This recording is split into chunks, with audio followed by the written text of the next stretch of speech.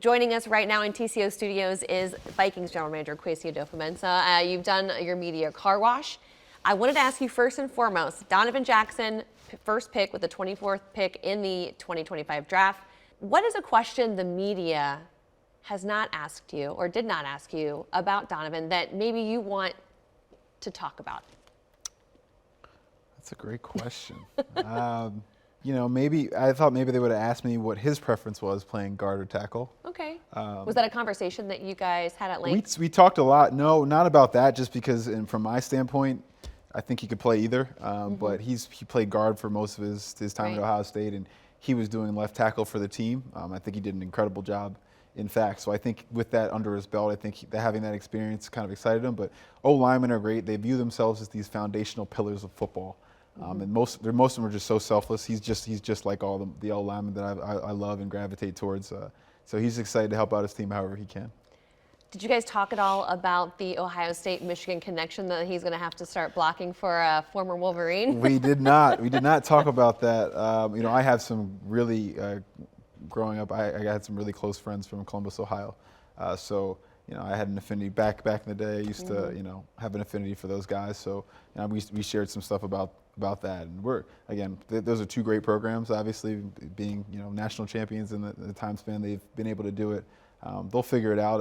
JJ loves a good pocket. JJ loves the run game. So I think JJ will love Donovan just fine.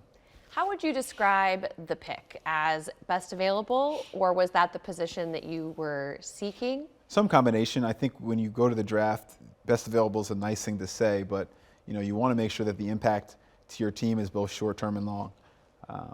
You can get this great player, but if he doesn't see the field for 3 years, what value are really getting? So it is some combination of short-term and long-term, and we thought that the value proposition for this position was great. This player particularly. There were some other positions that we had thought about, and we would have been able to do if the opportunity presented itself. But we're really excited that Donovan was there. What excites you the most about him? I think I said it earlier. I love I call it the perfect football, and I don't call it. That's just kind of how people describe the perfect football player. Just mild-mannered. He's not trying to be rah-rah in your face about it, but the tape cuts on, and you know that he cares about winning. There's a competitive fire in him. We talk about pad level and leverage and different things like that so much in this game, and I dare you to put on the tape and find somebody who doesn't play with his legs underneath him as much as he does, who's just really rooted in pass protection and also strength, like a two-way, just a real two-way clean prospect, long arms, all those different things we look for. Just a really good watch, and also somebody that we saw year over year grow. I think that was an interesting thing, just watching his tape from 22 and 23 and 24. You just kept seeing a player improve, that growth mindset that it takes to win at a high level in this league. And then you meet the kid and you understand why he is that way. He's a really process-oriented, incredibly intelligent. So we're excited to add him to the room. What's an example of a player who is process-oriented? What was something that you gathered from his interview that made you feel like that was going to be the right fit for you guys? Process-oriented, routines and intention really are the two things we try and look for. We ask questions to try and get to the root of that. Do guys just show up at the gym and do curls, or are they being intentional about what they're trying to work on? Are they evaluating their own football, or are they using their resources to evaluate what they need to improve on, and then they take that, create a plan of action, and then execute that plan of action. And do they find routines that really ultimately set them up for success? The great players typically have that in common, great talent and great process. That's typically how it goes. Some players just have enough talent that can overcome process, but most of the ones I've met had both.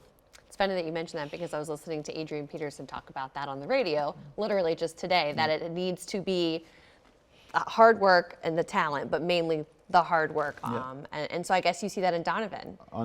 Unbelievable that at this level, I ask the players sometimes that they call the NFL the last sandbox, almost in a sense. They all started playing football in this first sandbox when they were kids, and then they get to graduate to the different sandboxes, and this is the last sandbox. And to think when you're in that last sandbox, you got to look around. All the players that have gone up the different levels, they're all talented. They just are. And so how do you maintain your space in there? It's got to be something different. It's got to be a process. It's got to be commitment to not being complacent, to being the best from your mind, body, preparation, Those are the winning edges when everybody around you is the same. That's just kind of how it goes. How much do you weigh in on what you'd like to see for his position, whether Donovan starts at guard or plays a little tackle? Like, how much do you weigh in on that? It's, I don't want to say weigh in. We as a group, we come, my exec staff, Kev, we talk about fit, role, all those things before they come in the building. So, hey, he's going to compete at this position to potentially play this position in the future or whatever. And obviously, there's always curveballs. You can always change when things happen in football. You have to be, adaptable. Yeah. But we talk about that all on the way in. The good part for me is, I can kind of see, the ability to help us in a lot of different ways, and I'm never trying to be stuck in one vision per se. But we have a good plan for Donovan coming in, and we're happy about it. Should you share some of the details? That'll be Kev. We'll get him here. Sounds good. We'll get him here tomorrow. Give him a big hug and welcome him in the building, and then we'll approach all the rest of that after that. Does it ever get old being able to make that call to someone in that first round to change their lives? It does not get old. I always say when we have top 30, it's funny that I'm going to say this in a year that we had, don't have a ton of picks, but you wish you had 50 picks because they're just such great kids. And as a fan of the game myself, outside of being a GM, you want the game to be in good hands, and you always meet these kids, and you think the game will be in great hands. So it does not get old to welcome one into the fraternity that they're joining. Every call is different. It's me. I'm always trying to be, new or say something that connects with them. It's just not easy. But after you've really just for the last 20 minutes been sitting there looking at the clock, yeah, who's picking? It's an interesting dynamic. It's an exciting thing. They said, does it ever get less stressful? And I wouldn't call it stressful. I don't know that it's stressful. It's out of your control. There's some elements of life that are just out of your control, and you have to live in that and accept it. And then get on the phone and welcome somebody to your building to go chase a championship. It's exciting to be able to at least say to him, hey, you just cut down you just stood in the confetti. Let's come do it here. Yeah, no, I love that. And you have a few more calls to make this weekend, so I'll let you get back to it. Thank you so much. Thanks, Tatum. Always. Yep.